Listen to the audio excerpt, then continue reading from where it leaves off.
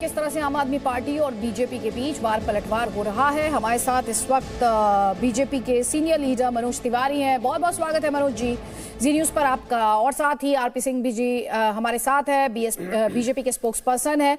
लेकिन पहले मेरे सवाल मनोज तिवारी जी आपसे है। पहला सवाल तो यही है, कूड़े का ढेर हो या यमुना की गंदगी हो, इसके लिए जिम्मेदार कौन है? देखिए, ये बहुत बड़ा प्रश्न है और इस प्रश्न को आज अदिति जी जी न्यूज ने रखा है, मैं धन्यवाद देता हूं। आज दो दृश्य दिखा है। एक 8-8.5 साल में पहली बार दिल्ली के मुख्यमंत्री लैंडफिल साइट देखने गए हैं। 8.5 साल तक नहीं गए। और हम हर साल की तरह आज भी गंगा जी के किनारे गया, जहां आज अरविंद केजरीवाल जी ने बोला लैंडफिल साइट के पास कि 5 साल के लिए मुझे दे दो, अगर मैंने ठीक नहीं कर दिया तो फिर आगे मुझे वोट मत देना। यही बात इन्होंने बोला था 2013 में, यही बोला था 2015 में कि 5 साल में अगर यमुना जी को साफ नहीं कर दिया तो आप हमें वोट मत देना। और आज दोनों दृश्य आपके समक्ष है। सबसे बड़ी बात है जो मैं आपको बताना चाहता हूं कि इन वर्षों में अगर एमसीडी में बीजेपी नहीं होती तो आज गली गली शराब के दुकान खोल दिए होते अरविंद केजरीवाल, क्योंकि वो दिल्ली को शराब नगरी बनाना चाहते थे। हम दिल्ली को पार्क नगरी बना करके खड़ा किए हैं। भारत वंदना पार्क यही है। हमने नाले के पानी से झील बनाया, वेलकम में चल के देखिए। और इन्होंने जमुना रूपी एक वरदान को नाला बना दिया है। ये अंतर है हमारे और उनमें। आप गौतम गंभीर के क्षेत्र में चल के एक बार माइक लगाइए, एक बार कैमरा लगाइए, आप देखिएगा हमने दिल्ली के 300 कूड़ा घर को, जिसको ढलाव घर बोला जाता था, हमने उसको समाप्त करके डोर टू डोर कूड़ा उठाना शुरू किया। मनोज जी, वो तो ये कह रहे हैं कि आपकी सरकार का, आपकी पार्टी का जो कंट्रीब्यूशन रहा वो 3 कूड़े के पहाड़ है, उस पर आप क्या कहेंगे? ये क्या 3 कूड़े? क्या ये सबसे बड़ी सवाल है कि अगर या तो अरविंद केजरीवाल को कुछ भी ज्ञान नहीं है या तो जानबूझ के झूठ में उलझे रहना चाहते हैं। कौन ऐसा शहर है जिसमें लैंडफिल नहीं होता है?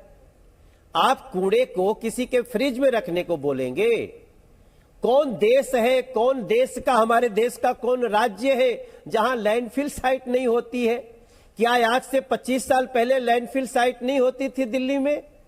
हमने उस लैंडफिल साइट को 65 फीट कम किया और गौतम गंभीर ने तो कूड़े घर को हटा करके वहां लाइब्रेरी बना दिया है। ग्रीन पार्क में जहां कूड़ा घर था उसको हटा करके हम वहां पब्लिक के बैठने के लिए, डिस्कशन के लिए जगह बना रहे हैं, वरिष्ठ नागरिकों का केंद्र बना रहे हैं। अगर ये एमसीडी बीजेपी के पास नहीं होती तो सोचिए क्या होता। इस व्यक्ति ने, अरविंद केजरीवाल ने, पिछले 8 साल में जितना वादा किया उसका सबसे बड़ा प्रमाण है। 3 दिन बाद छठ होने वाली है, 3 दिन बाद छठ होने वाली है और यमुना जी के अंदर ये झागों का बहाव देख रहे हैं। तो ऐसी स्थिति में आप देख लीजिए, दोनों का अर्थ स्पष्ट है, दोनों का काम स्पष्ट है। अरविंद केजरीवाल ने 8 साल में कभी सांसदों को मीटिंग के लिए नहीं बुलाया कि आइए आप लोग सांसद हैं, मीटिंग करते हैं, how to resolve this issue. आपके राजनीति में और आपके इस कुकर्मों में दिल्ली की जनता तो पिस रही है ना।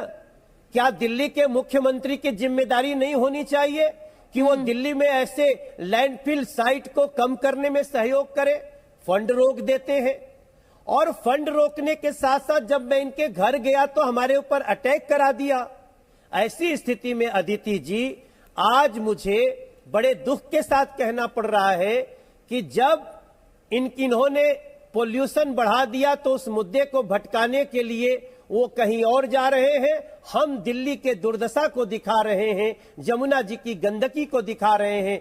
याद रखिए मनोज जी, आपके जो ओपोनेंट्स हैं वो ये कह रहे हैं कि आपने तो डेडलाइंस भी मिस की हैं। लैंडफिल साइट को आपको हटाना था जून 2022 तक, वो आपको आगे बढ़ाना पड़ गया। डेडलाइंस आपने मिस की हैं। इसके अलावा अरविंद केजरीवाल को भी आपने ये भी कहते हुए सुना कि ये तो करप्शन के पहाड़ हैं। करप्शन का पहाड़ उन्होंने तो खुद खड़ा किया है, स्कैम का पहाड़ खड़ा किया है।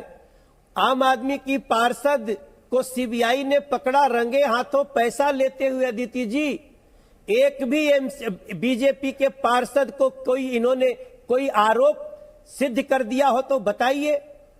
बीजेपी अगर नहीं होती तो आज दिल्ली को पार्क नगरी नहीं बना सकते थे, शराब नगरी होती।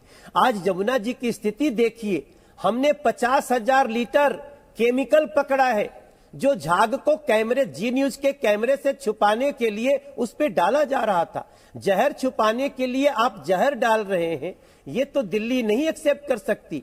40 लाख जब माताएं डुबकी लगाएंगी 30 तारीख को छठ के लिए, तो वो कहेंगी कि अरविंद केजरीवाल आप बहुत ही नालायक बेटे हो दिल्ली के, और कभी माफ नहीं कर पाएंगे आपको हम लोग। नहीं, लेकिन वो तो ये भी कह रहे हैं ना, यमुना सफाई स्कूल अस्पताल वाला चुनाव तो 2020 में खत्म हो गया। दिल्ली वालों ने हमें यमुना की सफाई के लिए 5 साल दिए हैं, ये अरविंद केजरीवाल कह रहे हैं।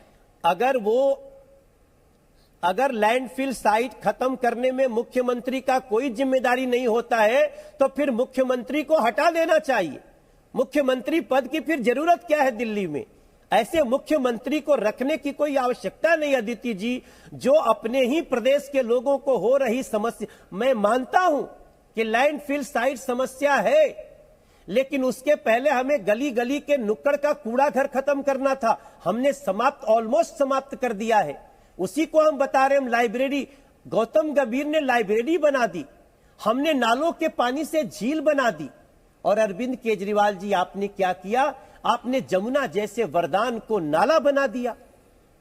अगर आपका वादे में दम होता तो यमुना जी में आज इस प्रकार के झाग कैसे दिखते जो आपके स्क्रीन पे दिख रहे हैं। अदिति जी, मेरा दर्द इतना ही है। मेरी बहन, मेरी भाभी, मेरी माँ जो दिल्ली की है, वो जाएगी जब डुबकी लगाने तो उसको कितने रोग होंगे, कितना तकलीफ होगा।